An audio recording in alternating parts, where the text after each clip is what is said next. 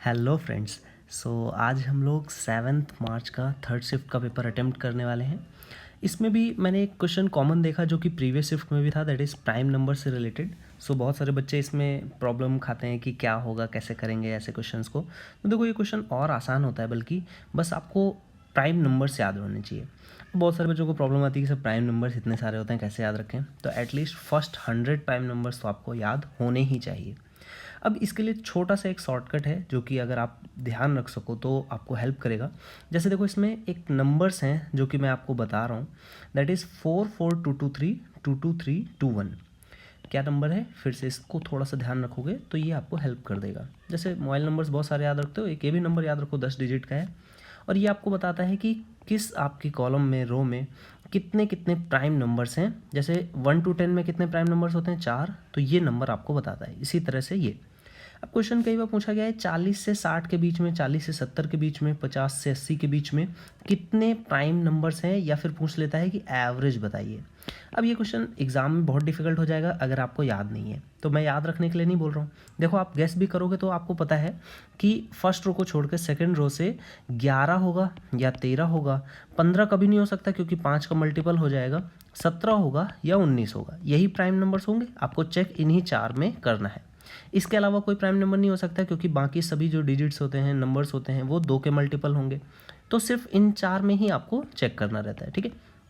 तो लास्ट अगर रो को मैं देखूं तो 91, 13 सत्ते 91 होता है। 93, ये 31 का गुणा 3 है। 95 चेक ही नहीं करते हैं। 97 एकमात्र प्राइम नंबर होता है। 99 भी क्या होता है, 11 गुणा 99। तो इस तरह से आपको जब चेक करना होगा, और आपको जब ये भी पता होगा कि ये इसमें सिर्फ एक ही प्राइम नंबर है, तो 97, इससे आप और श्योर हो जाओगे और जल्दी प्राइम नंबर्स को फाइंड आउट कर सकोगे, ठीक है। तो ये आपको याद रखना है। बाकी आप ट्राई करो कि पूरे के पूरे प्राइम नंबर्स भी अगर आपको याद रहते हैं तो बेहतर है। तो पूछा कौन सा अभाज्य संख्या नहीं है, देखो 89 प्राइम नंबर है, 87 प्राइम नंबर नहीं है, ये 29 इंटू 3 है। 79 भी प्राइम नंबर है, और 97 एकमात्र लास्ट प्राइम नंबर 1 to 100 में है, ठीक है। चलो अगला क्वेश्चन देखो, बताना है कौन सी सबसे बड़ी संख्या है। तो अप्रॉक्सीमेट वैल्यू √2 की अगर मैं देखूँ, ये क्या कर सकते हैं, देखो यहाँ 2 की पावर क्या है, हाफ है, 3 की पावर 1/3 है, ये 2 है, और ये 5 की पावर 1/3 है। पावर 6 कर दें तो ये 2 की पावर 3 बचेगा, 3 की 2 बचेगा, 2 की पावर 6 हो जाएगा, 5 का स्क्वायर हो जाएगा। चेक कर लो, ये कितना आ गया 8, ये हो गया 9, ये बड़ा नंबर हो गया, ये 25 है, और ये कितना हो गया 2 की पावर काफ़ी बड़ा नंबर हो गया, 64 के अप्रॉक्स ये पहुँच गया। तो सबसे बड़ी वैल्यू √4, ठीक है। नेक्स्ट क्वेश्चन देखो क्या है, 49 का स्क्वायर रूट करोगे तो 7 आएगा, 7 का क्यूब करोगे 343 आएगा, उसमें गुणा करना है 13 से, तो ये आपका नंबर आ जाएगा। इसकी वैल्यू निकालनी है तो या तो मल्टीप्लाई कर दो या डिजिटल सम, दोनों ही आपके लिए इक्वल ही टाइम लेंगे। 13 3 39, 3 हो जाएगा, 13 26 3 43, 13 चौको 52, और 3 यहाँ पे 55 हो जाएगा, 5 आ जाएगा, 13 26 13 39 और 5, तो ये आपका हो जाएगा 44, ठीक है। तो 4459, ठीक है। बाकी अगर आप चेक करना चाहो तो इसको कैसे चेक कर सकते हो, आप चेक कर सकते हो डिजिटल सम के थ्रू भी। तो ये कितना हो जाएगा, 4 हो जाएगा। यहाँ पर देखो कितना है, 4 3 7 3 10, यानी कि 1, तो 4 का गुणा 1 में करोगे तो डिजिटल सम 1 आया। इनके डिजिट्स का सम देखो, 9 का कोई नहीं होता है, 0 हो जाता है, 5 और 4 फिर से 9, 0 हो गया, 1 4 यहाँ पे बच रहा है। और कहीं पे देखते हैं 9 0 होता है, 9 0 होता है, 9 0 होता है, 6 और 3 9, अच्छा यहाँ पे भी देखो 4 है। अगर 2 ऑप्शंस हो गए तो फिर इससे टाइम ज़्यादा लग जाता। चलो अगले क्वेश्चन पे आ जाते हैं। नेक्स्ट क्वेश्चन दिया है a+b की वैल्यू 8 है, a-b की 2 है, आपसे इस टर्म की वैल्यू पूछ रहा है। आपको बताना है a² + b² अपॉन में a³ - b³। यहाँ पे आप a की वैल्यू निकाल लोगे 5, और b की कितनी आ जाएगी 3, तो ये तो डायरेक्ट हो जाएगा। 5 का स्क्वायर कितना हो जाएगा 25, और 3 का स्क्वायर 9, तो 25 और 9 कितना हो जाएगा 34, ठीक है। तो ये आपका हो जाएगा 25 9 34 हो गया। नीचे में क्या करना है, 5 का क्यूब 200,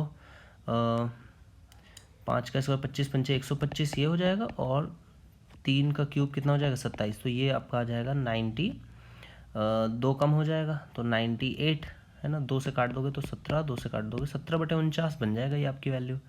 तो 17/49 की आपको वैल्यू बतानी है, तो अप्रॉक्सीमेट, अच्छा इसमें थोड़ा और कैलकुलेशन है, दशमलव लग जाएगा, 1 0 बढ़ जाएगा, तो 50 है, 3 बढ़ जाएगा, है ना, तो 0.3 सभी में है, तो ये कितना जाएगा 147 हो जाएगा। तो अभी आपका अप्रॉक्सीमेट कितना बचेगा 23 बचेगा।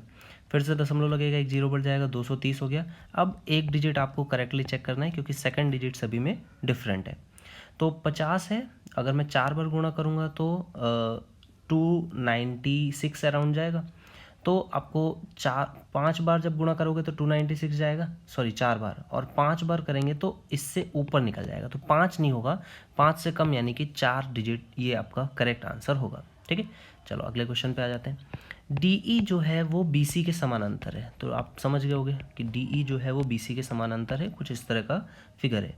AD अपॉन में DB, यानी कि ये और इसका जो रेशियो है वो 5 और ये 13 का है। ठीक है, भाग EC की लंबाई, ये वाली जो लंबाई है वो कितनी है, 26 है, यानी कि इसका डबल है, तो ये भी इसका डबल होगा, तो ये कितना हो जाएगा, 10 हो जाएगा। AE की लंबाई पूछ रहा है, ये 10 इसका आंसर हो गया। किसी गाड़ी के पहिए का व्यास कितना है, 154 सेंटीमीटर है। इस पहिए की गति जो है वो 33 किलोमीटर प्रति घंटा बनाए रखने के लिए प्रति मिनट पहिए को कितने चक्कर लगाने होंगे। अच्छा, ये क्वेश्चन है, देखो आपने कहा कि जो स्पीड है वो कितनी है, प्रति घंटे 33 किलोमीटर, यानी कि 1 आवर को अगर मैं मिनट में कन्वर्ट कर लूँ तो कितना, 60 मिनट हो जाएगा। 60 मिनट में वो कितने किलोमीटर है, 33, तो अगर मीटर में कन्वर्ट करूँगा तो 1 किलोमीटर में 1000 मीटर, तो इतना मीटर वो कवर करता है। ठीक है, अच्छा इतने मीटर वो कवर करता है, तो एक प्रति मिनट देख लेते हैं, पर मिनट में तो 60 से काट दोगे, एक जीरो से एक जीरो कट जाएगा, 6 से काट दोगे तो ये कितना आ जाएगा, 6 पंचे 30, और यहाँ पर 6 पंचे 30, तो 550 मीटर वो पर मिनट चलता है। ठीक है, अच्छा प्रति मिनट अगर वो 550 मीटर चलता है तो कितने चक्कर होते हैं, एक चक्कर जब वो लगाता है तो कितना आपकी डिस्टेंस ट्रैवल करता है। देखो यहाँ पर ये इसका रेडियस कितना है, रेडियस होगा 77, तो आपने कहा इसकी पैरामीटर कितनी हो जाएगी, इसकी पैरामीटर आ जाएगी 7 होती है तो 44 होती है, यहाँ पे 11 से गुणा किया गया तो ये कितना हो जाएगा, 484। अच्छा ये सेंटीमीटर में है। ठीक है, तो आप कहोगे इसमें सेंटीमीटर में है तो इसको मीटर में कन्वर्ट कर लें, तो ये 4.84 हो जाएगी, है ना, 100 से डिवाइड कर देंगे। अब 4.84 सेंटीमीटर ट्रैवल करता है वो एक चक्कर में, जबकि उसको ट्रैवल कितना करना है, 550, तो इससे डिवाइड कर दोगे तो 4.84 है, यहाँ पे दशमलव हट जाएगा, 2 जीरो आ जाएंगे, 11 से कट जाएगा, तो 11 से कटेगा तो कितना आ जाएगा, ये आपकी वैल्यू आ जाएगी 11 से कटने पर, यही तो अभी फिर से वही हो जाएगा 44, और यहाँ पर कितना आ जाएगा, 5 आ जाएगा, और फिर 4 से कट जाएगा तो ये 11, और 4 से अगर मैं काटूंगा तो ये आ जाएगा 25, तो 25 पंचे 125, तो ये हो जाएगा 1250, और यहाँ पे आएगा 11। तो एग्जैक्ट आंसर तो नहीं आएगा, आई थिंक यहाँ पे कहीं दिया नहीं गया है, अप्रॉक्सीमेट वैल्यू कुछ थोड़ा सा होना चाहिए। ये आएगा, एक बढ़ जाएगा 15, फिर से एक बढ़ जाएगा, और ये कितना हो जाएगा 40 बचेगा, तो 11 या 33, तो 113 के अराउंड जाएगा। ठीक है, तो 113, और फिर पॉइंट में अगर मैं देखूंगा तो दशमलव जब लगेगा तो 7 बचेगा, तो ये आपकी वैल्यू 114 के अराउंड होनी चाहिए। ठीक है, एग्जैक्ट इसमें डाटा नहीं है, थोड़ा सा कुछ मे बी मिस्टेक हो सकती है। ठीक है, 114 इसका आंसर होना चाहिए। अगले क्वेश्चन पे आ जाते हैं। नेक्स्ट क्वेश्चन है, यदि किसी संख्या को 2 भागों में इस प्रकार विभाजित किया जाता है कि उसके पहले भाग का 30%, ठीक है, दूसरे भाग का कितना 20% से 25 अधिक है। ठीक है, पहले भाग का 30%, दूसरे भाग के 20% से 25 अधिक है, तथा दूसरे भाग का 50% पहले भाग के 60% से, पहले भाग के 60% से कितना 33.5 अधिक हो, तो वह संख्या ज्ञात कीजिए। तो यहाँ पे बेसिकली आपको दोनों फ्रैक्शंस की वैल्यू निकालनी पड़ेगी।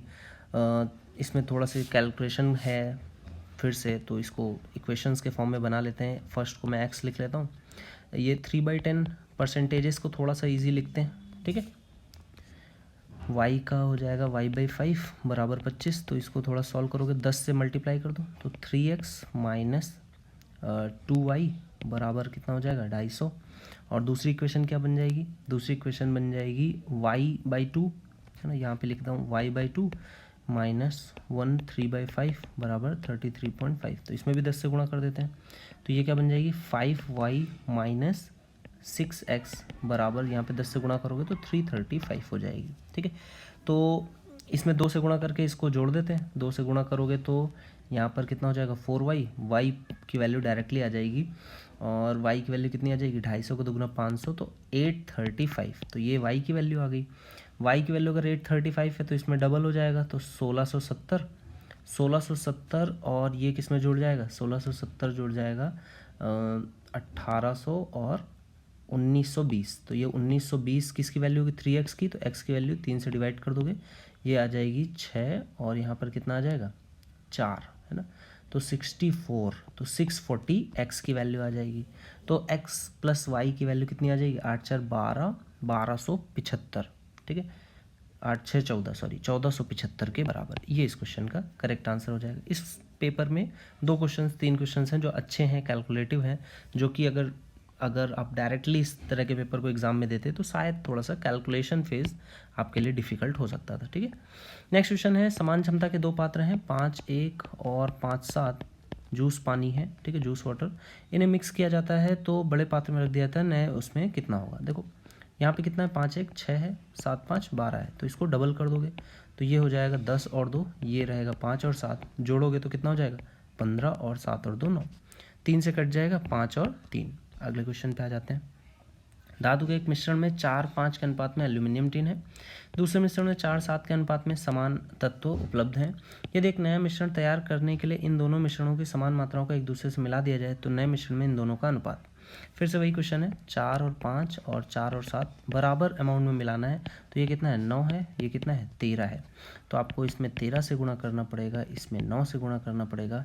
तो यहाँ पर जब 13 से गुणा करोगे तो कितना हो जाएगा, 13 26 13 चौको 52 और यहाँ पे 13 25 65 हो जाएगा। यहाँ पे 9 से गुणा करोगे 9 चौको 36 और 9 7 63 हो जाएगा। टोटल सम कर दोगे तो ये हो जाएगा 88 और यहाँ पे कितना आ जाएगा 128, ठीक है।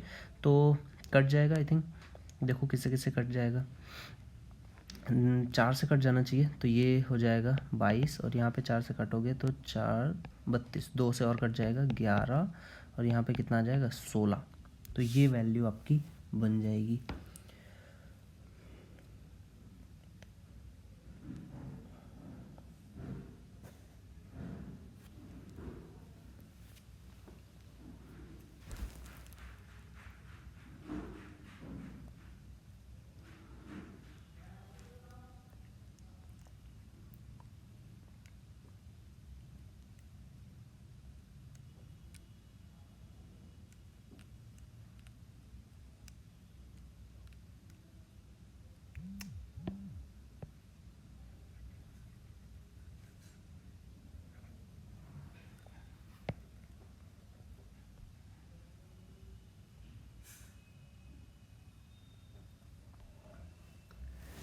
धातु के एक मिश्रण में 4 और 5 के अनुपात में एल्यूमिनियम और टिन है और यही सेम मिश्रण 4 और 7 के अनुपात में भी उपस्थित है।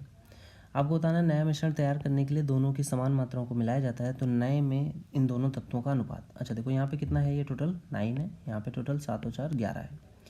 तो सेम बनाने के लिए क्या करना पड़ेगा, इसमें 11 से गुणा करना पड़ेगा, इसमें 9 से, तो 11 से गुणा कर दोगे तो ये कितना हो जाएगा 44 और ये कितना हो जाएगा 55, इसमें 9 से गुणा करोगे तो ये हो जाएगा 36 और ये कितना हो जाएगा 9 7 63, टोटल ऐड कर दोगे तो 40 30 70 और ये 80 हो जाएगा। यहाँ पर कितना हो जाएगा 6 5 11 110 और ये 118, ठीक है। तो ये एग्जैक्ट तो है नहीं, हाफ करेंगे तो कितना आ जाएगा 40 और हाफ करेंगे तो 59, है ना। तो ये इसका करेक्ट आंसर हो जाएगा। बोला 4 थैलों में अंतिम 3 थैलों का अनुपात, ठीक है, 4 थैले हैं, अंतिम 3 थैलों का औसत कितना है 18 है, पहले 3 का औसत कितना है 19 है, अंतिम थैले का वजन, अंतिम थैले का 22 है, तो पहले वाले का वजन बताना है। अच्छा देखो अंतिम 3 का कितना है, अंतिम 3 का 18 है, अच्छा ठीक है, अंतिम 3 का ये 18 है, पहले 3 का कितना है 19 है, तो प्रथम 3 का 19 यानी पहले वाले बड़े हैं, तो फर्स्ट माइनस लास्ट हो जाएगा, ठीक है। और ये डिफरेंस कितने का आएगा, आपको मैंने बताया था 4 से गुणा, सॉरी 3 का एवरेज लिया गया तो 3 से गुणा हो जाएगा किसमें, एवरेजेस के डिफरेंस में, यानी कि 1 के बराबर।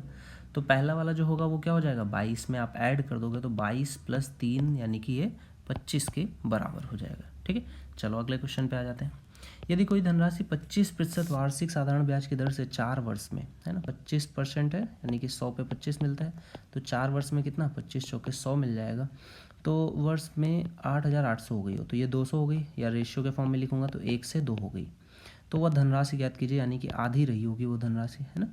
अगला क्वेश्चन देखो, किसी वस्तु का विक्रय मूल्य कितना है 360 है और लाभ प्रतिशत कितना है 32% है, तो बताना है कुल कितने रुपए का लाभ हुआ। इसका 32% निकालना है। देखो 10% कितना होता है 36, तो 30% कितना हो जाएगा 108, 1% कितना होता है 3.6, तो 2% कितना हो जाएगा 7.2, तो 108 और 7.2 कितना हो जाएगा, ये 8 7 15, 115.2। अगला क्वेश्चन देखो, रोहित किसी गेंद को 450 रुपये में खरीदता है, इसे बेच देता है। रोहित ग्राहक को 20% और 5%, देखो 450 का 20% कितना होगा, तो ये हो जाएगा 90 रुपये के बराबर, यानी कि 300 और यहाँ पर 40 कम कर दोगे तो 60, तो 360 में बेचने वाला था लेकिन 5% का और दे दिया। 10% देता 36 होता, 5% दिया तो 18 रुपये का और उसको प्रॉफिट हो गया, तो 342 ये उसका सेलिंग प्राइस हो गया। ठीक है, ये क्वेश्चन मैंने आपको कराया है, इस टाइप का एक क्वेश्चन। आपको परफेक्ट स्क्वायर्स देखो यहाँ पे क्या है, 15 का स्क्वायर है, ये देखो 2 की क्यूब कर दूंगा तो 8 आ जाएगा, तो 8 का स्क्वायर 8 15 तीसरा डिजिट 17। अगला क्वेश्चन देखो, 18 लड़के किसी काम को 24 दिन में पूरा करते हैं। 18 बॉयज़ कितना 24 दिन में पूरा कर सकते हैं यदि 6 लड़के 12 दिन तक काम करें। देखो भाई, बॉय की एफिशिएंसी मान लो 1 है, तो 18 गुणे 24 ये क्या हो गया, पूरा काम हो गया। 6 ने 12 दिन तक काम किया तो कितना काम बचेगा, इतना काम अभी आपका बच जाएगा।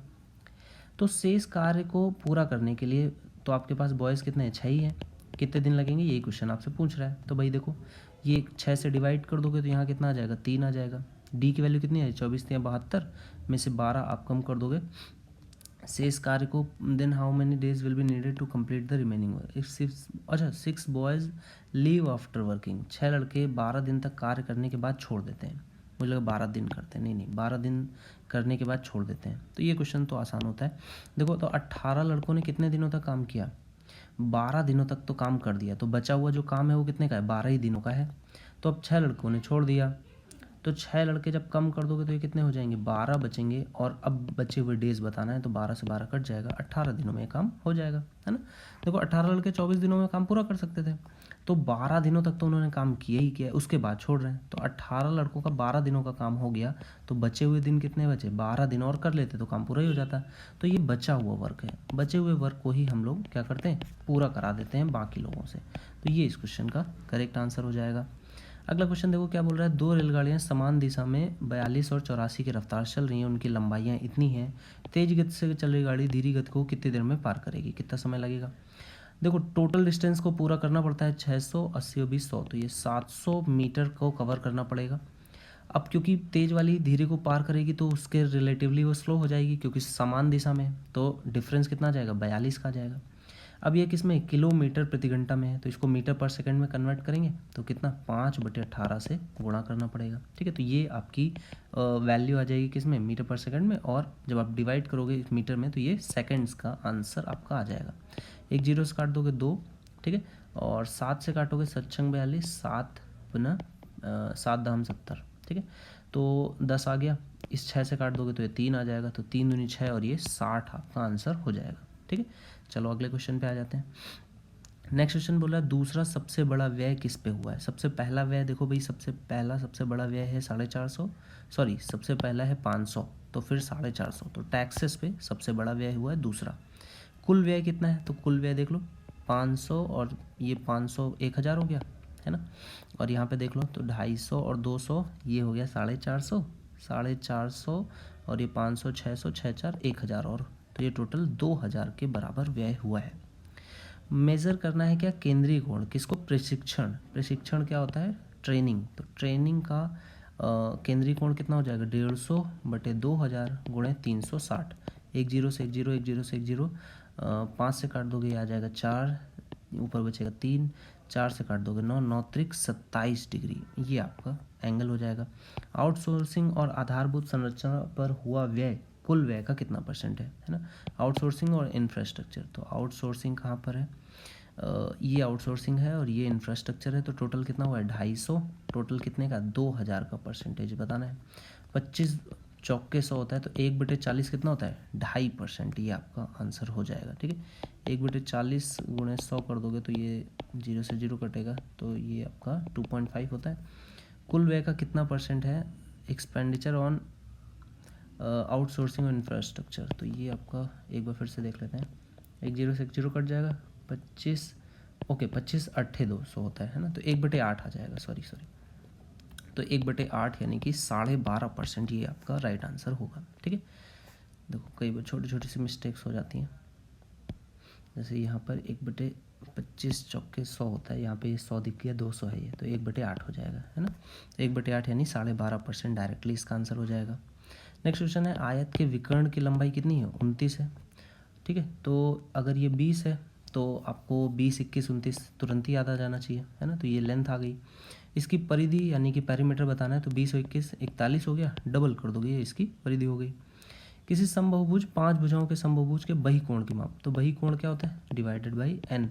एन क्या है? 5 हो गया, 5 से काट दोगे 2, 36 दूनी 72, ये उसका बाह्य कोण या बहिकोण हो जाएगा। किसी घन का कुल पृष्ठीय क्षेत्रफल घन का कितना होता है? 6a²। ये वैल्यू है 73.5। 73.5 को आप 147/2 लिख सकते हो, है ना।